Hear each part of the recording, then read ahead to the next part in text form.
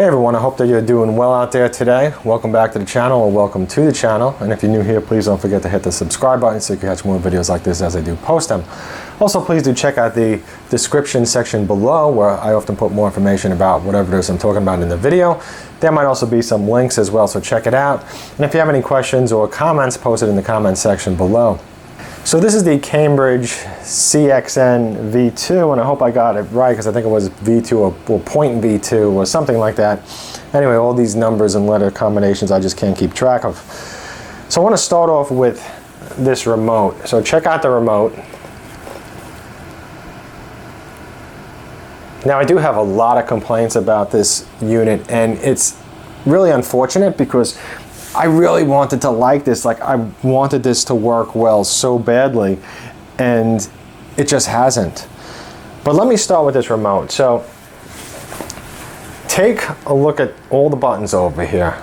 Like, look at all of these buttons that are right, just so close to each other. I'm actually going to get,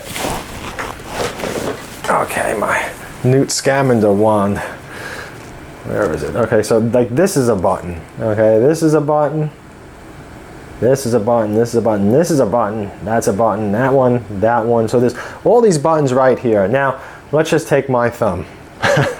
So if I'm pressing this one in the middle, I can very easily press these next to it. Now, if I'm pressing this one on the end, it's almost impossible for me to press this button on the end without pressing this one next to it. Or if I'm pressing this one over here, I'm kind of somewhat pressing these. And here's like the volume up, volume down. So when I hit volume up, I'm typically hitting this too. Or if I hit this, right, I could very easily hit this if I went like that.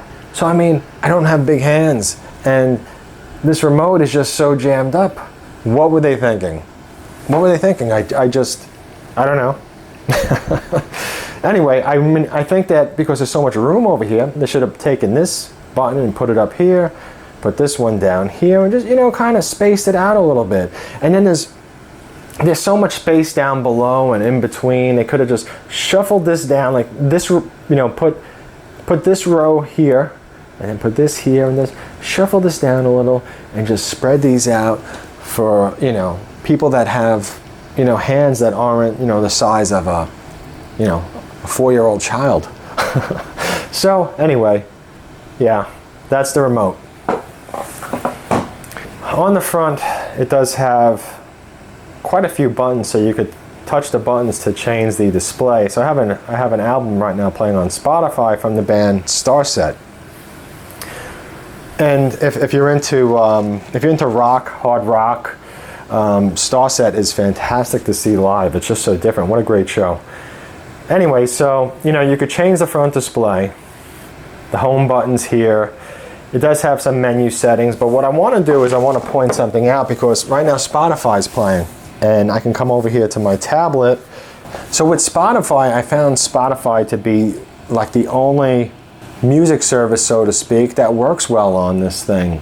And I was kind of upset about it because I have Tidal and I have Qobuz or however you pronounce it. If I come over here and I hit, let's see, let's play an album from Coldplay. Oh, no, don't do that.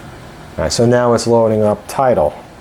Okay, now the problem with Tidal that I was having with my tablet, it would play a couple of songs, and then at random, I would have to come over here and hit like the back track, or I would have to totally swipe it out.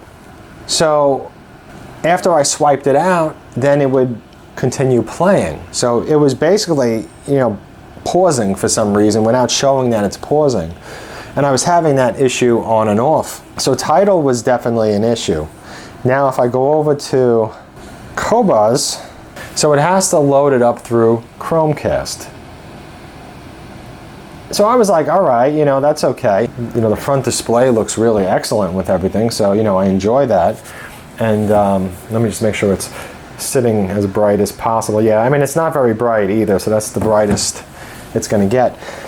So anyway, with that said, somewhere from about a song and a half to 3 songs, and it locks up.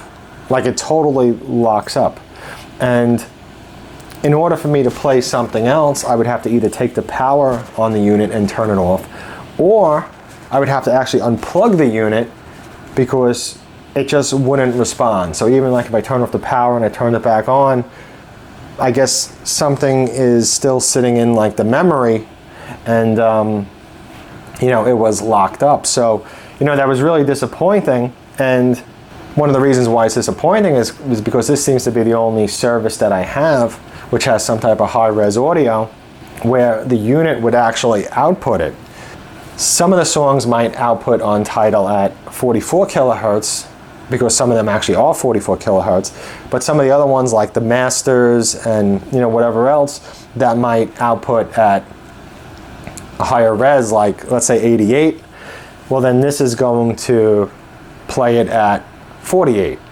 So if it's like 96 kilohertz, this will play it at 48 kilohertz. So it only outputs when it's streaming at the 48 or the 44 kilohertz. And if it's 0.1 or 48.1 or 44.1 or whatever, you know, I forget exactly what it is, but it's not outputting everything the way it should, with the exception if it's streaming through Chromecast. So, you know, that was disappointing in itself, because I really wanted it for, you know, those services, and I also, you know, really enjoy this front display. So with that said, I'm going to take it and turn it around, but this over here is a knob, and this can be a volume knob, and then also, you know, you could come in here and change your settings. You could press it and then just go into your settings and, you know, change things around. I mean, overall it's nice, but, you know, again, the only service that worked was Spotify. So, you know, Spotify is the only one that seemed to have held up well. So I'm going to turn this around, get the gloves on so I don't hand print it, because this up top here, you could very easily hand print it. And I did grab it without gloves on before, and then I realized, I'm like, oh God, I have to wipe it down. So anyway, on the back, and this might be part of the problem, I don't know, maybe it's this dongle. This is a USB Wi-Fi dongle. Actually, I should shut this off. Yeah, there we go, it's off now. Okay, so there's a little USB dongle. You know, it's the type of thing that you could add on to your PC if you want to turn a, you know, computer to a to use Wi-Fi. You could use one of these.